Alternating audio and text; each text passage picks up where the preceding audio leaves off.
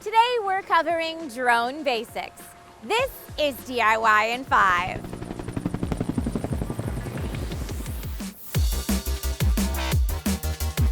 Hey everyone, my name's Trisha and you are watching DIY in 5, the show where we make tech easy enough that you can do it yourself, all in a video that's 5 minutes or less. Consumer available drone tech has really taken off in the last 10 to 15 years. Pun intended.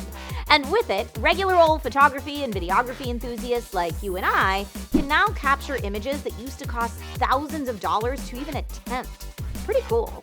But getting into drone photography can feel a bit overwhelming, so today's episode will help demystify things a bit. Let's get started. First, you'll want to choose a drone that's right for you. Where and when do you plan on shooting?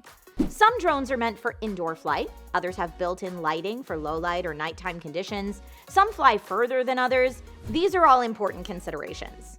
Some drones have a camera included, while others leave you to attach your own, like a GoPro.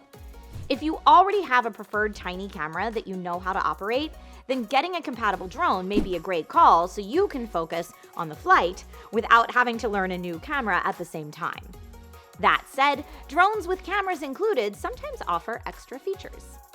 When shopping for a drone, you may find that you want features like smartphone feed, which will show you what your drone is capturing on your phone, or geofencing to keep your drone within a certain area.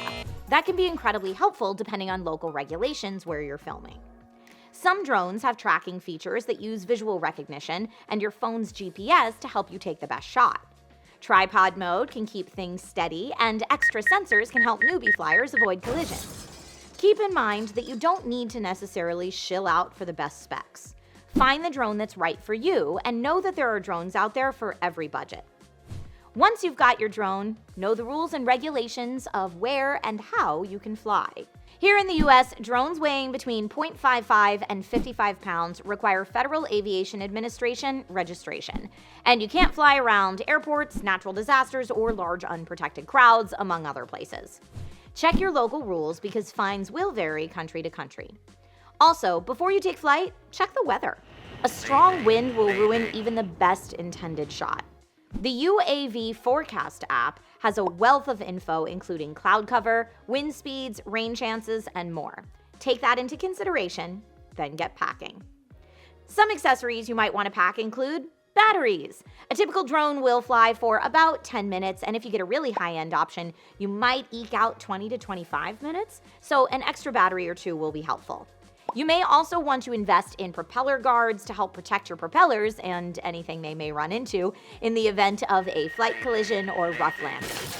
Propeller lights are cool if you plan on flying at night so you can keep your eyes on the prize, and they look nifty too. And of course, drone shots take up a lot of space, so make sure you've got a few extra micro SD cards as well. The Kingston Canvas Go micro SD comes in capacities up to 1 terabyte and is a perfect pairing for many drones on the market.